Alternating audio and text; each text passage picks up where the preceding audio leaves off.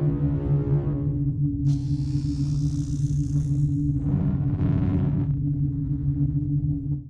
Orion is proudly sponsored by Gecko Cards, your go-to store for all things Yu-Gi-Oh! Check out the link in the description for great deals, fast shipping, and to help us out.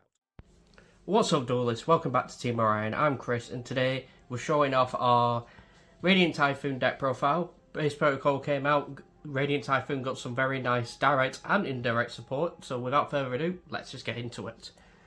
So we'll start off with the Radiant Typhoon monsters themselves. 3 Eldum and 3 Swen, pretty much your main starters of the deck. If you have MST in your grave or your opponent controls no spells and traps, you can special them from your hand. And if Eldum is no more special, you can add MST or a Radiant Typhoon monster.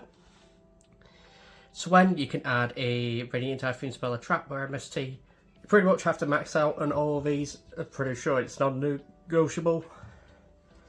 Then playing 3 Crossia.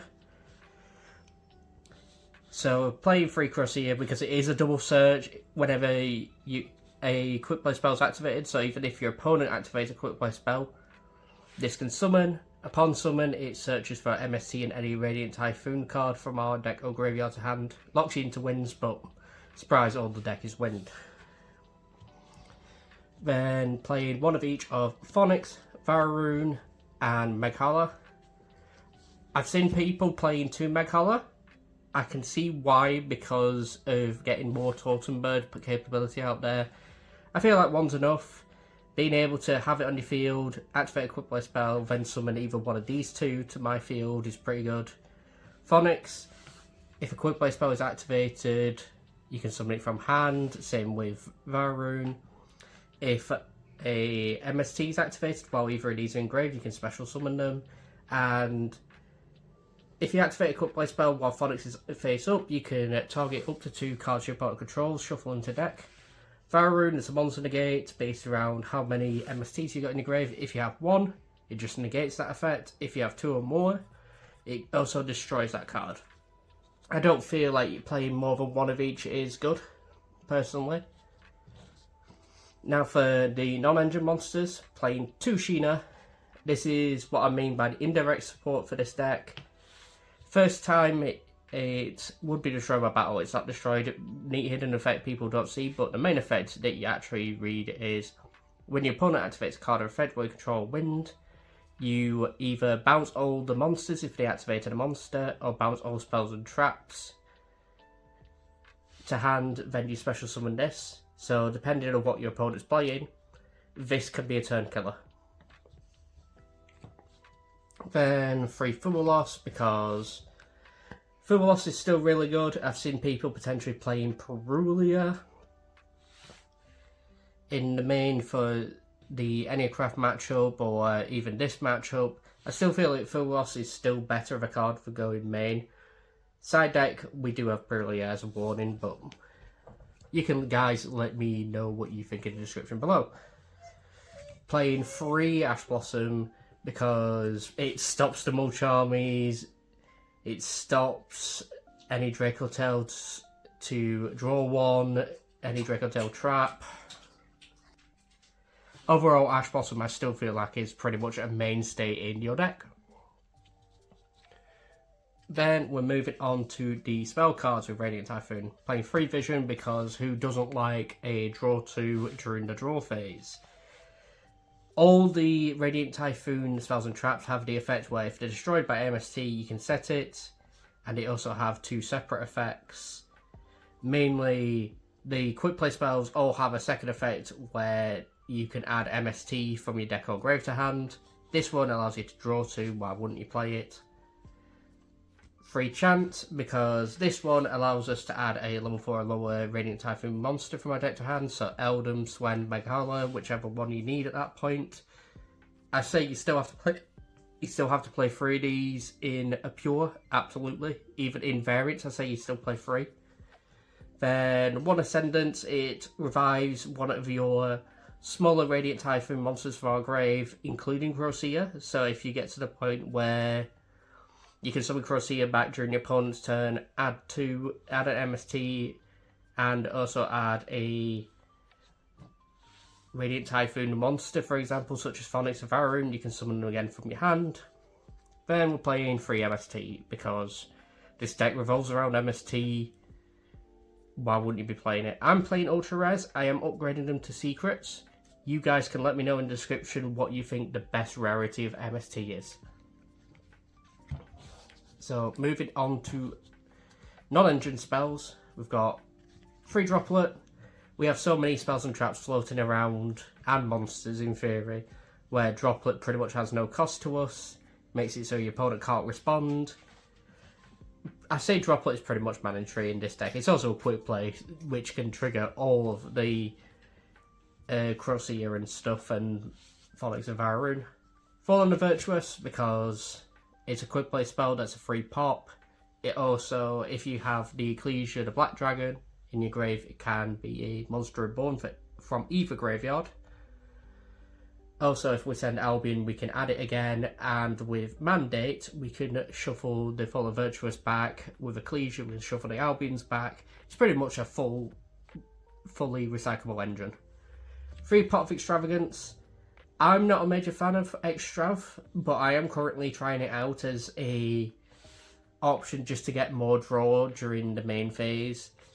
If you ever get a problem stuck with drawing, you pretty much go either draw with Mandate during draw or standby, or you go Visions, draw or standby. Then we'll play Mandate because this is the thing that makes MST negate. Very simple, really. Then we'll move on to the extra deck. Because we're playing Extravagance, there's some inflated ratios of some cards, but we're playing 2 Totem Bird. Totem Bird's really good in this deck. You can just set it up for pretty much free off any of your small Radiant Typhoon monsters. Free spell and trap negate, what can go wrong? Great Fly gives all of our wins a boost, and if your opponents have Earths, I guess, they can get debuffed. If it's destroyed by a battle card effect, you can add any of your wins from graveyard to hand, such as like Sheena, or even some of your like Crosshair, for example. Hoorays Volgar, the Desperate Doom Eagle.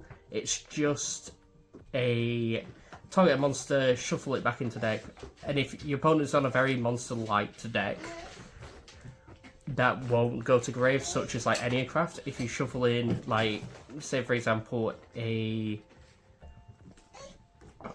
Vanity's Fiend or a Majesty's Fiend, this goes up to 4/8, it can pretty much smack over any of the crafts that may have sets.